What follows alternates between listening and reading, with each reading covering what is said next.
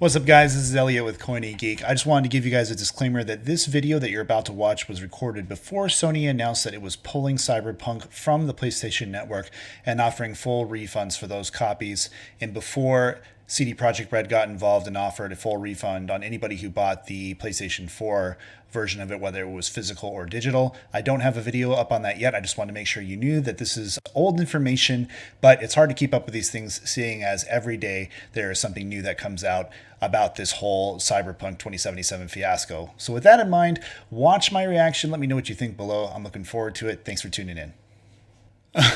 Holy cow, here we are, guys. It is a week after Cyberpunk 2077 has been launched, and what a flippin' disaster. I cannot wait to get into this. There's a lot to cover, so bear with me, and welcome to Coin A Geek.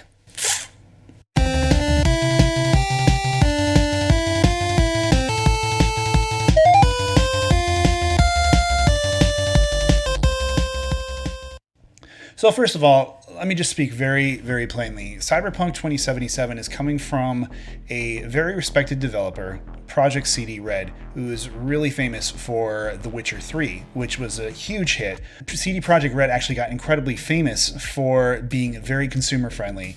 So let's flash forward here now. They announced a game way back in the day. In fact, let me check and see when they announced this. A few moments later. Okay, so after doing some diligent research on the old googly moogly, I was able to discover that Cyberpunk 2077 was announced way bach in December of 2012, and the first trailer for it was shown in January of 2013. Since The Witcher 3 had so much success on the PlayStation 4 and the Xbox One, the thought was like, oh yeah, they'll put out a version that will, maybe they won't have as high a graphic fidelity, maybe it'll have, less frames per second, maybe it'll run about 30, but it'll still be playable. Well, fast forward to 2020, and it is a complete and utter disaster. When I say it's a complete and utter disaster, I am talking specifically about the PlayStation 4, Xbox One, and Xbox One S versions. I'm trying to think here about all the ways that CD Projekt Red screwed this up. First of all, the game has been delayed several times. It was initially supposed to come out in April of this year. It got a delay. Of course, people were disappointed, but because of all the goodwill that CD Projekt Red had built up, most people were going to think like, oh yeah, they're going to take their time and just get it right. Just get it right. Take as much time as you need. Well, multiple delays later, people started to lose their patience, but there was still all this hype building around it because they had shown off some images, some trailers at this point, and the game looking gorgeous. Now, people who pay attention to video games, such as myself and those in the gaming industry, probably knew that what was being shown off in most of the trailers was going to be like the high-spec PC version of it, because they're going to put their best foot forward. What we didn't get anything of, not even like a hint of, was what these games were going to look like on the PlayStation 4, Xbox One, on the Xbox One S, and those things. So because this game has taken so long for it to come out, we are now in this point where we're transitioning away from the PlayStation 4 and the Xbox One into the PlayStation 5 and the Xbox Series S and Series X. So we're in this cross-generational era right now, and there's still like this sense of, okay, is this game going to be optimized for the PlayStation 4 now that it's been, 8 years since you've announced it? Or are we just going to go ahead and stick with the PlayStation 5 version? CD Projekt Red had not shown anything in regards to these games running on last gen, or if you want to call it current gen platforms, the PlayStation 4, the Xbox One, and now we're knowing for good reason. So initially what happens is this. You start to see reviews trickle in. Now, what you're seeing are pretty high marks overall, 9s, 8s, some 10s, some perfect scores across the board. Let's hop over to Metacritic.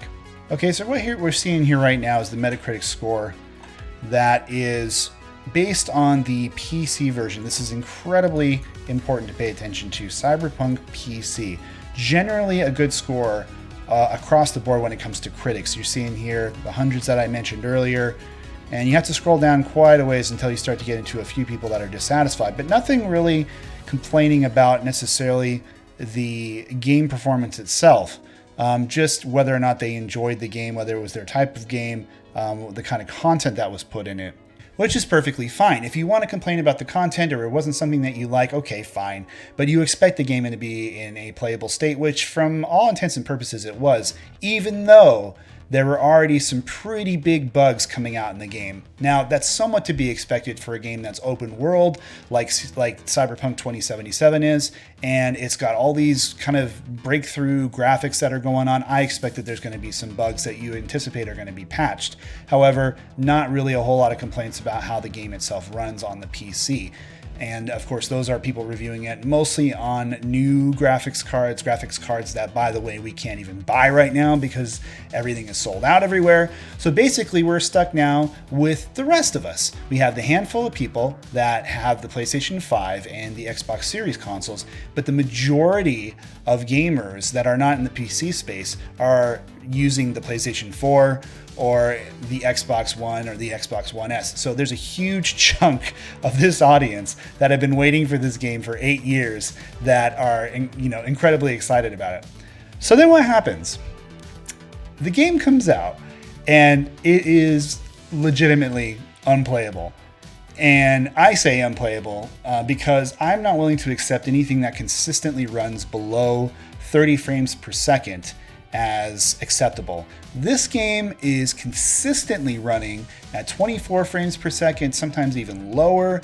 It's been crashing. It has a lot of the same bugs that the PC version has, and just a mess.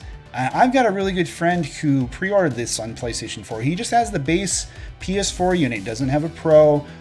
He has what's probably in the majority of PS4 owners' homes across the United States, across the world. And I mean, trust me, I've been talking to this guy for months, and he basically picked it up, played it, and put it back on the shelf and said, you know what, I'm going to come back and play this when it's fixed, essentially. This was the first trickle in, and you kind of think, well, all right, CD Projekt Red, when they first launched The Witcher 3, that wasn't really running very well either, from what I can remember, on the current gen consoles, on the PS4 and so forth. So I was like, well, they put out some patches, and there's all these rumors, we got this 45 gig day one patch that's going to fix all these things. So even after the patches, this game is still running like garbage. Like one patch, two patches, it's still like unplayable for the most part. And now the tides have shifted big time. So I'm going to show you a review that IGN did, and this is going to be indicative of a lot of people who finally got their hands on the copy of the PS4. Really important point. So the reason why we didn't see any footage of the PlayStation 4 version of this or the Xbox One version of this is because reviewers were not allowed to show it. They weren't even allowed to necessarily get their hands on it because they were embargoed from it. So everything that they've been reviewing, all the reviews that have come out early are like, oh, 9s, 10s, and if you've pre-ordered the game or you're seeing these scores, you're going to run out and grab it, right? A lot of people pay attention to Metacritic. Yeah, this game's great. I'm going to go out and buy it thinking that this is going to be awesome. Not knowing that what they had on their hands was an unfinished piece of trash. And so flashback forward. So here we are. Now this is starting to get wind. People are getting wind of this, and we're waiting for the big reviewers, IGNs, the GameSpots, those guys, to come out and say something about this. So here we go. 4. This is really, really rare. If you see this in any kind of review, especially IGN, you don't have a good product on hand. Let's contrast that with the PC version, which you guys can read all this stuff on your own. Well, that's a long review, which is 9, right? So this is what people are seeing when the game first quote unquote launches. 9, this is amazing. Cyberpunk 2077 throws into a beautiful, dense cityscape and offers a staggering amount of flexibility in how you choose to take it from there. Wonderful, great. PlayStation 4 and Xbox One, please don't play Cyberpunk 2077 on a base Xbox One or PS4. For IGN to put that out is incredible. It is a shockingly bad way to experience what is a fantastic RPG on better hardware. Okay, so this is kind of echoing what most people who are owning this game now on the consoles are feeling. They're feeling gypped, and they should. The part of the problem with this is that CD Projekt Red had all this time to optimize this game, all this time to get it ready for what was then the current console cycle. When they were developing it before the PlayStation 4 and before the Xbox One came out. So what were they doing this whole time? I understand wanting to add all the ray tracing and wanting to have your vision seen. I understand all of that. You got to make your game look the best it can. Definitely get that. But things continue to get worse because CD Projekt Red now puts out this apology a few days later, and this is why I'm posting this video, is because of this apology. I want to know what you guys think of it. Let's take a look. All right, so this is taken directly from their website and says, "Dear gamers," I'm going to read this verbatim.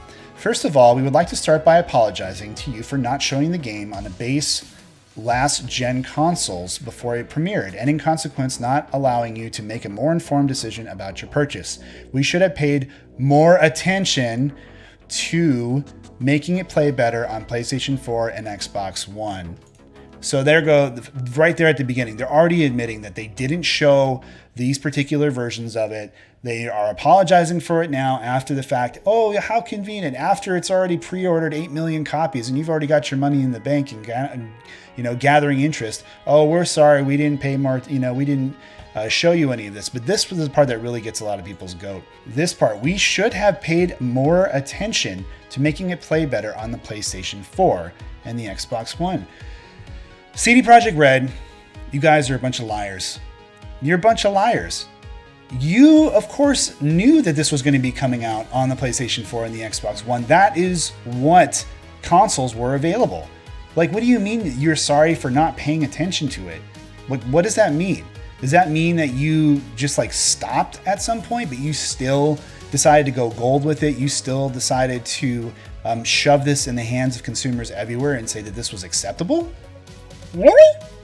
Part of the reason it got delayed the first time is because it didn't pass certification. There are actually quality control systems you have to get through in order for these to actually make it to market.